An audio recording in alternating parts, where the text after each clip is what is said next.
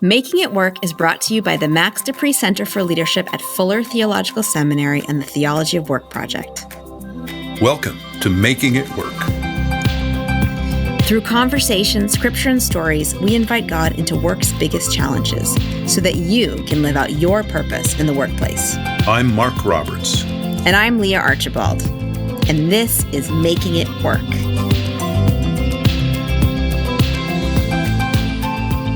In many U.S. workplaces, self-promotion is encouraged. For some, self-promotion may feel natural. For others, it can be uncomfortable.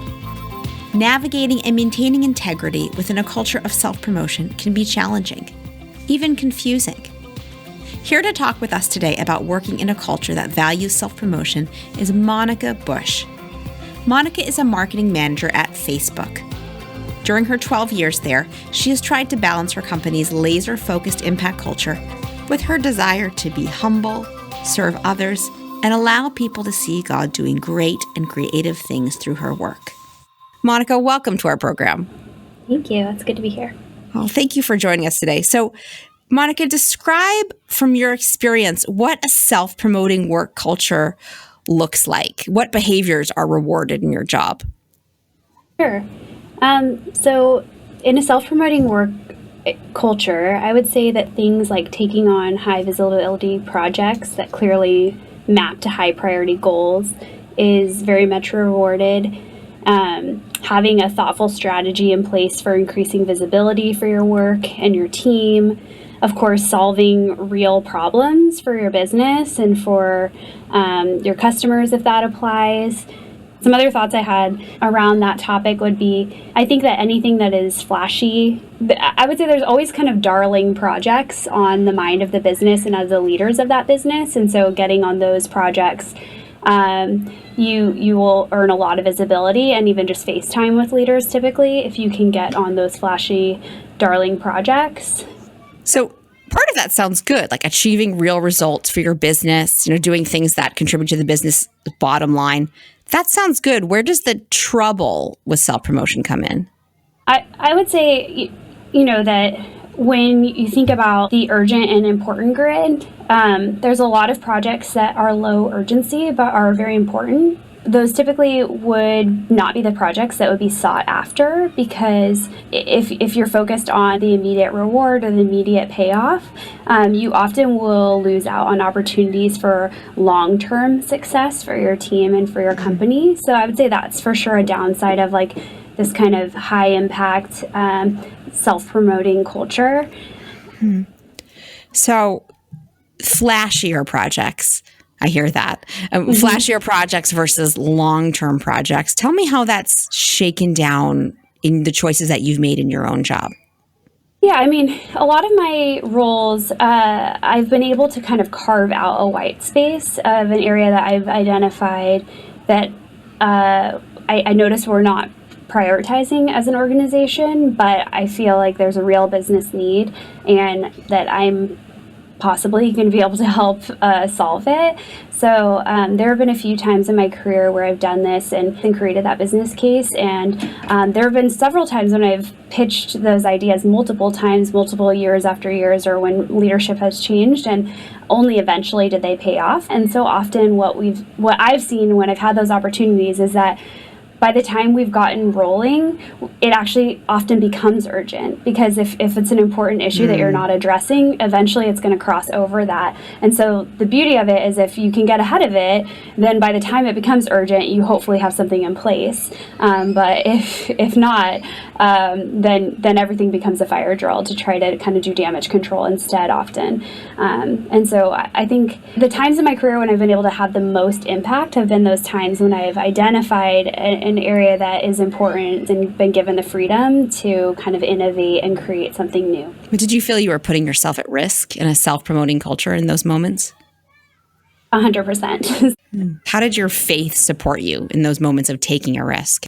I don't feel like in many work cultures, there's enough of an emphasis on serving the greater good of the team or the organization, but my faith in Christ puts me in a place where that's sort of my number one priority at work. My biggest priority here is to be a servant, is to serve the business, is to serve my coworkers, to serve the Lord ultimately, over necessarily like getting that stellar review in the next 6 months, or just kind of serving my own needs in that moment. And so I think that my faith really allows me to take some of those big risks because I'm focused often on the bigger picture, not just kind of the immediate scenario right in front of me. Mark, you've thought a lot about how people in the workplace can serve their companies as a way of serving God. How does Monica's words strike you here? Well, just a lot of wisdom, Monica, in recognizing that there are certain really important, crucial tasks that may not get much attention. And the sort of the challenge of having to decide where to put your time and your energy to really pursue what's important, even if it's not something that might, that'll get the headlines. And that takes a really deep centeredness, both professionally, but then, as you've said, also in faith, because you could probably get on a faster track if you put more energy into the things that will get attention, and if you put more energy into talking about them and yourself a lot. I also think it's really hard. I've not worked in a tech company, spent much of my life actually as a pastor of a church. But, pastors get a lot of attention for certain kinds of things. And some of the things that are really important in pastoral work are not at all, public or get the attention. And to struggle, to fight the struggle in myself for attention, advancement, approval, in order to choose the right thing to do is, I've sure wrestled with it, not same context as yours, but kind of similar challenge in a different context. Monica, did you feel what Mark described as a struggle within yourself over some of these decisions? Definitely. And I certainly have struggled over the years and can say for sure I haven't done this perfectly. So I can definitely say that I've made poor choices at times, or I've pursued, my own desires in moments, or, even just to be totally transparent, like given into, a moment of gossip or like almost like tattling that happens in the workplace just naturally, where, you don't take responsibility for your part of it, or you overemphasize someone else's role in a situation. And something I've really learned over the years and tried to really embody over time and through practice is just taking ownership over everything, like being willing to be humble in the midst of any circumstance, and coming to the table with ideas for how do we move forward when things haven't gone right, and when along the way when I've made mistakes or oversold myself or things like that. There have been moments when I've gone and confessed those to my coworkers and asked for their forgiveness, or shared, been pretty open and vulnerable with my manager about a mistake that I made. And that's part of my sanctification in my workplace is when I have had those missteps, is trying to allow the Lord to use me in the cleanup process. Mm. You were talking about your workplace is a place of sanctification. And you were talking about how that happens in the workplace. And again, for people like Leah and me, we want to cheer because we're deeply committed to the idea that God actually wants to form and shape us in the context of our work. Yeah, I do think about my job in terms of being a missionary. Like, I think about my job all the time as this is my mission field. I spend more time here than I get to spend with my kids and my husband most days. And so I want to make it count because I want to be salt and light to my coworkers. I want to be Jesus's hands and feet to them every day. And it really has made all the difference. It helps me prioritize my time, the intentions of my heart, and even just submitting to the Lord's ability to do work through me and have confidence in that. At times when I'm feeling like, what am I doing here? Or struggling with imposter syndrome, or feeling like everyone at the table is way smarter than me. Even just setting back and letting God have that moment and restore my confidence that He's the one who's actually doing this work, and that He is the creator of all things. So of course He can create new things through me and solve problems creatively through me. And just letting Him have those moments of kind of fear or lack of faith and trust in my ability to do His work in my workplace. And as I said before, I'm certainly not perfect in that, and I've spent a lot of my days commuting to and from work, praying for the day and then repenting for the day on my way home. Monica and Mark, I want to bring up a scripture for us to talk about together. This comes from Philippians chapter 2, when the writer of the letter is telling the community to have the same mind that was in Jesus. And these are the instructions that he gives. He says, Jesus, being in very nature God, did not consider equality with God something to be used to his own advantage. Rather, he made himself nothing by taking the very nature of a servant. That's a word that you mentioned earlier, Monica. You said being a servant to your coworkers. But God took the very nature of a servant, being made in human likeness. And being found in appearance as a man, he humbled himself by becoming obedient to death, even death on a cross. I want to bring up this idea of humility. Monica, what does it mean to you to have humility in your work, especially as it relates to taking credit for your work or allowing other people to take credit? Yeah, I mean, I obviously want God to be honored in how my work is seen and how I'm seen as an employee. So it does get a little complicated sometimes. Like I want to do really good work. I want to be excellent in my work. And then also I think the tactics of how I do that and then how I get recognized for it is where it starts to get hard. You know, I'm always trying to be very conscious and cautious about taking too much credit for the work that I've done and making sure that I'm giving credit where credit is due, and including everyone who contributed and talking about the teamwork and the team effort over my own individual contribution within it. And, you know, again, one of the challenges that comes with that is like, because many of my coworkers don't come from the same mentality and the same mindset, I definitely have seen the impact of how that affects my career progression by always a negative impact. Yeah, by always being willing to sit kind of in the crowd or even take a back seat to the accomplishment of the team or even of my coworkers.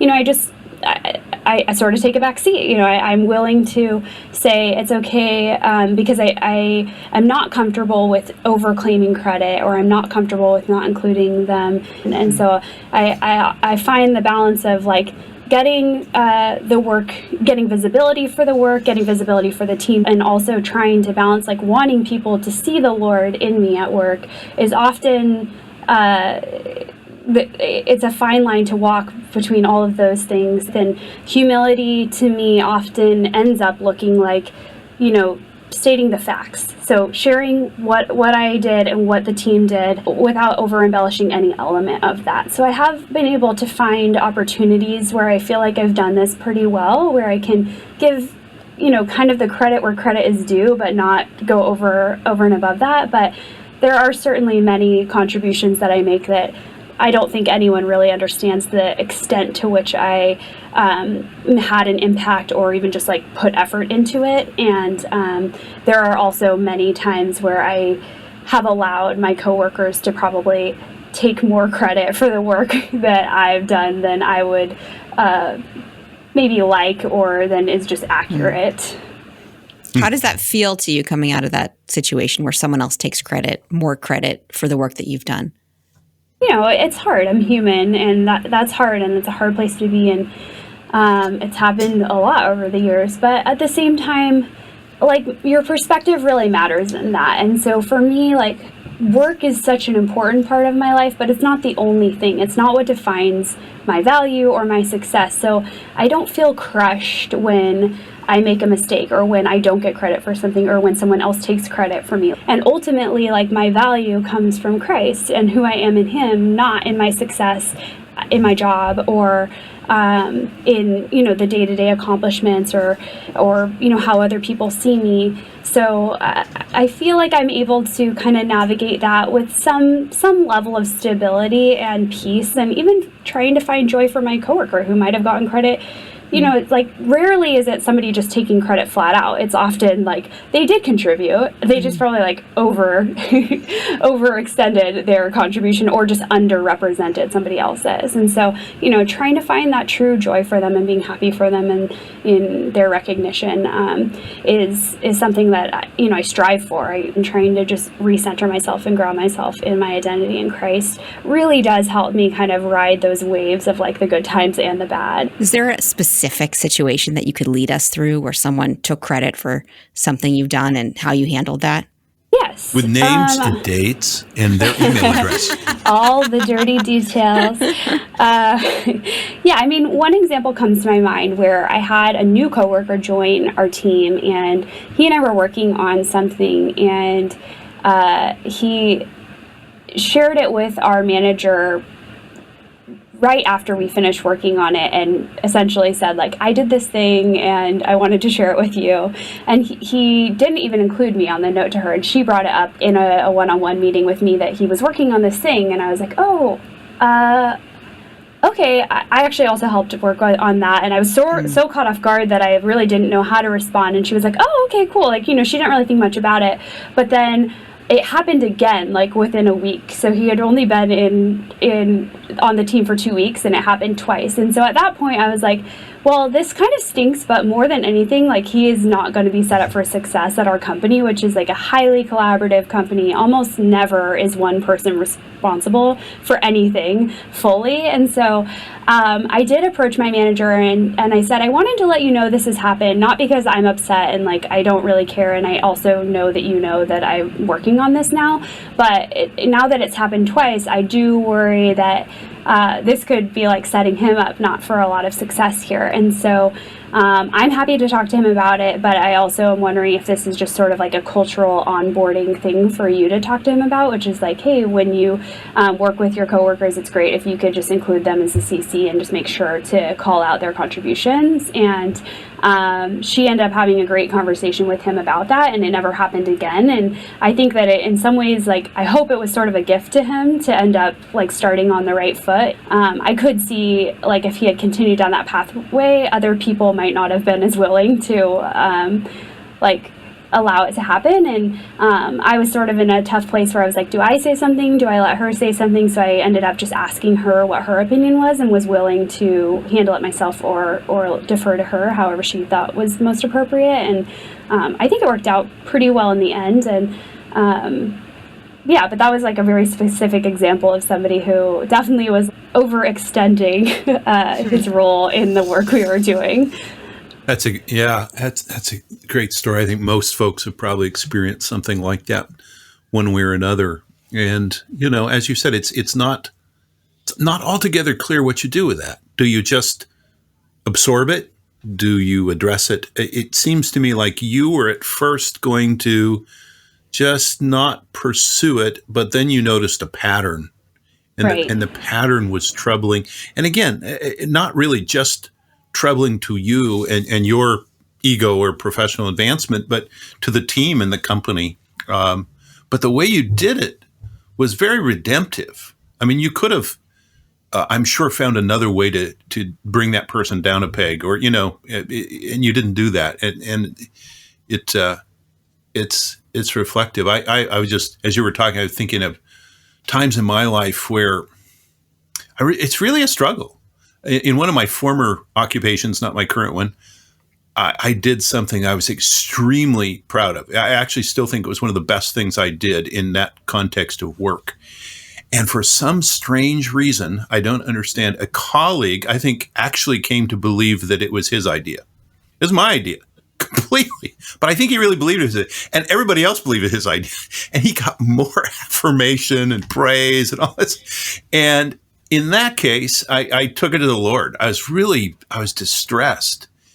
And I sensed a couple things. And this is not a rule for all situations, but in that situation, it was kind of like your first one. I sensed that I'm not to press this, but I can know how much joy God is taking in my work and in what I did. And in that case, that was enough. So again, I'm not saying you can never speak up, but I'm saying, it's just, there's not sort of one rule of thumb. And that's exactly what you said. You've got to respond differently in different contexts. The other thing just to mention is you talked about your boss and you talked about your team. It's a huge gift if your supervisor is one who really pays attention to accomplishments and achievements and lifts them up. Right now I've got that kind of boss, and it's just partly just feels great to be recognized, but also I really don't need to speak up about me.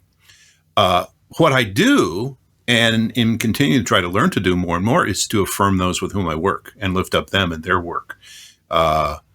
It's not always going to be that way, but I think that's part of, it sounds like you really sense that too, Monica. Your responsibility as a team leader is to hold up your team. Absolutely. Yes. Celebrate their successes and encourage them along the way. It consistently comes up in my reviews that's like a gift that I have, is encouraging people along the way, but also navigating those difficult situations and being willing to work through them and put in the time and the effort. And we call them crucial conversations at our company, where I always joke I have to have about a minimum of 10 crucial conversations a week. But it's consistent feedback that I get is that I'm able to navigate those really hard conversations in a way that kind of brings connection versus dissension. And I know that that's the Lord. I know that's the Holy Spirit's work in me, bringing unity, bringing peace, and just giving me courage even to have those hard conversations and to lean into them instead of run away from them, or to be a part of proactively solving those problems instead of, behind the scenes trying to tattle or throw people under the bus or just put my coworkers down. And again, I'm certainly not perfect in those things, but it is something that I feel like the Lord has really developed in me over time, and giving me a patience and an endurance for is seeing every opportunity with all my coworkers, the ones that are easy to work with and the ones that aren't, and trying to touch on every way that I can be the Lord to them, whether it's celebrating their success with them or navigating a difficult conversation with them. So just trying to be really conscious in all of the types of moments of how can I really think about my coworker, I love them in that moment, and hopefully be salt and light to them in the midst of all the circumstances that we kind of endure together. Monica, the way you sum up your relationships with your coworkers reminds me of this passage from the book of James. This is in James chapter 3, and verse 13 says, "Who is wise and understanding among you? Let them show it by their good life, by deeds done in humility that comes from wisdom." And then verse 17 teases out this idea of wisdom a little bit more. It says, "The wisdom that comes from heaven is first of all pure, then peace-loving, considerate, submissive, full of mercy and good fruit, impartial and sincere." And then verse 18 says, "Peacemakers who sow in peace reap a harvest of righteousness." I hear that idea of wisdom and peacemaking really coming out in these two scenarios where we talk about how you dealt with a coworker who's a little too self-promoting, and you really dealt with it as being a peacemaker and being humble yourself rather than going to, envy or self-justification or anything like that. Thank you. That's a beautiful passage, and I definitely aspire to do those things, and have to ask for forgiveness a lot along the way as I stumble through it. So don't think too highly of me. Yeah. So Leah, so you've given us some Bible passage. I want to share one that I thought about in relationship to this conversation. It's actually, in a strange way, one of my favorite passages in Scripture, even though it's kind of obscure. It actually comes in Paul's first letter to the Corinthians, and he has talked about the core gospel and the resurrection, and then he talked about how Christ revealed himself to Paul, and then he says this thing. He says, "For I'm the least of the apostles, unfit to be called an apostle, because I have persecuted the church of God." Okay, so that's a fairly strong, humble statement. I'm the least of the apostles. Then he goes on, "But by the grace of God, I am what I am. And his grace toward me has not been in vain. On the contrary, I worked harder than any of them, though it was not I, but the grace of God that is with me." And you know what I love about that? It's like, it's all God's grace. Well, I actually worked harder than any of the others, but it's God's grace. But I worked harder than the others. There's such a genuine humanness about that. And to me, I think that it just affirms we live in that tension. And it's not altogether wrong to say I worked really hard. Although if you do it without acknowledging God's grace, then you can be taking on too much. So it feels like we kind of live in this tension where we acknowledge that everything we have is a gift from God, and yet we've been entrusted with it and are to steward it. And as we use those gifts well, it's okay to say that, as long as we circle back to God's grace. So anyway, I love that. I love that passage. I love that. That's your favorite. I really do. Because honestly, I like getting recognition.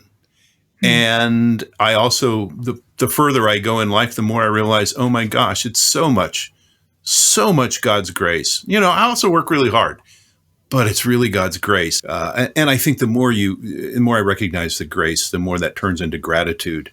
And gratitude, it's very hard to be grateful and not humble in that moment, right?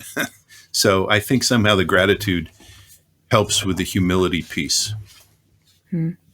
So what would you say, Monica, as a word of advice to someone who is in a similar culture, who's really in an impact-focused culture and is struggling with how much to self-promote? Oh, I think there's so many things you could say. Like, I would remind you to think about Jesus as a servant leader and the example that he set of serving others, and just his time on earth really being about the relationships along the way more than what he accomplished. What is so evident about how he spent his time, especially in those final 3 years, was investing in the people around him and serving them and speaking truth over them and into their lives. And so, keeping your eyes focused on him and allowing his example to guide you in your day-to-day at work. And I would just say that it's so important to be faithful in the small things.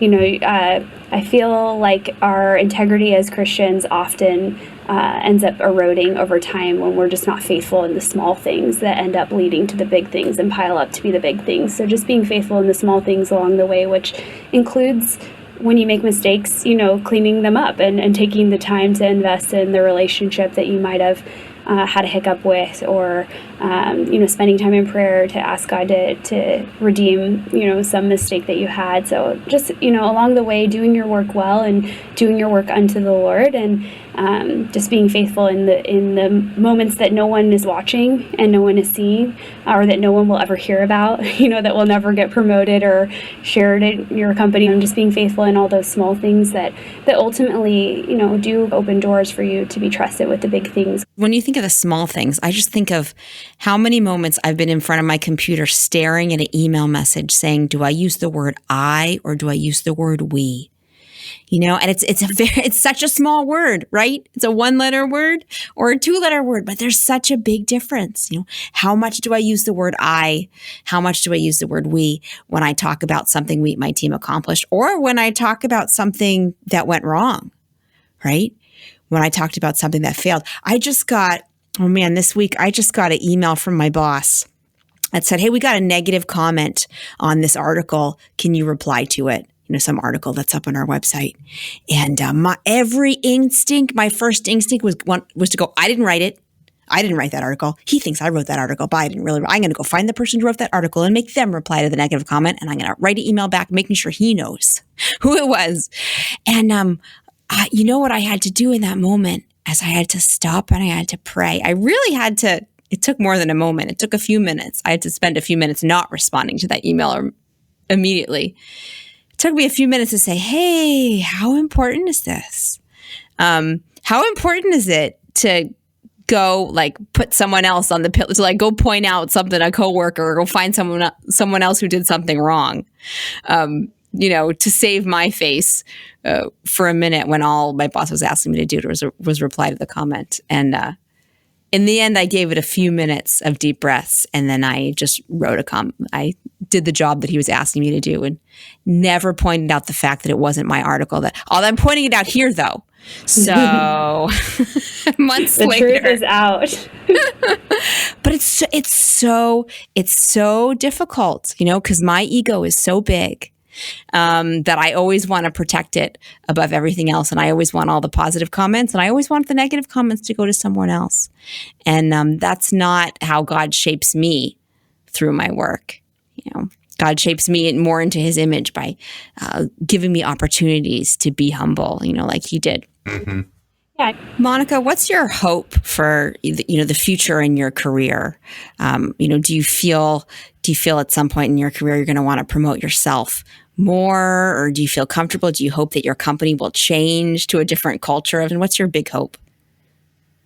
That's a really good question. And I want to continue to do great work. I want to continue to shine light. And until I feel like God is calling me somewhere else, I want to do it where I am and continue to invest in the relationships and the work that I've already done here. And at this same time, I also really care about things outside of work. So investing in my family and in my friendships and my community and my church. And I lead a ministry and have 3 children. And recently I had a conversation with my husband about I think that there's a chance that I could be promoted if I want to pursue one of these new opportunities that I sort of have in my head. Then weighing with him about the sacrifices that we would have to make in order for me to take on more versus within my current scope. And, I think for me, the hope is that no matter what I take on, that I continue to weigh those priorities well, making sure that not one area of my life is suffering because of another. My hope is that I continue to lean on the Lord, and that people in all the areas of my life continue to feel like that I'm investing in them, and that they can see the Lord working through those decisions that I make. So that might not be the perfect answer to your question. It's not very clearly aspirational, but my aspiration is to follow Jesus well. And so whether that be in increasing my scope at work, or just continuing to deliver great work in my current scope so that I can have the time and energy to invest in other areas, I'm okay with that. And so I think just my hope is I would continue to be sensitive to his calling and to the Spirit's leading in my life, and as I prioritize all the different areas of my life, that he would be honored in them, and that I would just hear his voice in the midst of it all. Wow, that's a good answer. I'm a little stumped. I really am. I just think you're such a great example of, a Christian really working out these tough questions in the workplace, with the real life challenges.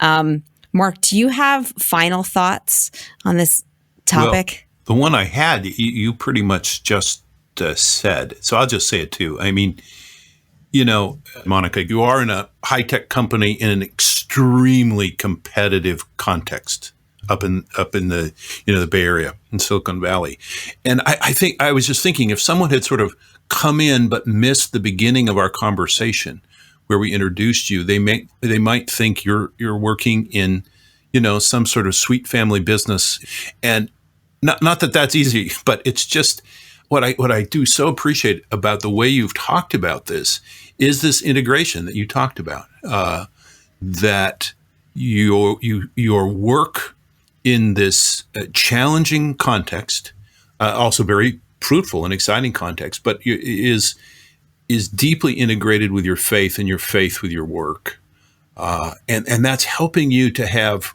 resources of wisdom, resources of compassion and care for people, and so it's a real encouragement to hear you. So, we came into this conversation with wanting to talk about self-promotion, and that's been a great piece. But as I come out of it, I'm struck by how much your commitment to living your faith in every part of life, being a disciple of Jesus wherever you are, taking time to reflect and grow, is helping you deal with the particular challenge of self-promotion, but also so much more. Thanks for letting me be a part of what you're doing. Oh, thank you so much, Monica. I just want to say thank you again for sharing your work and your faith in this conversation. That's our show. Don't miss the next episode. Be sure to subscribe. And if you like what you've heard, please leave a review. We'd love to hear from you, and it helps other people find us. Thanks for listening.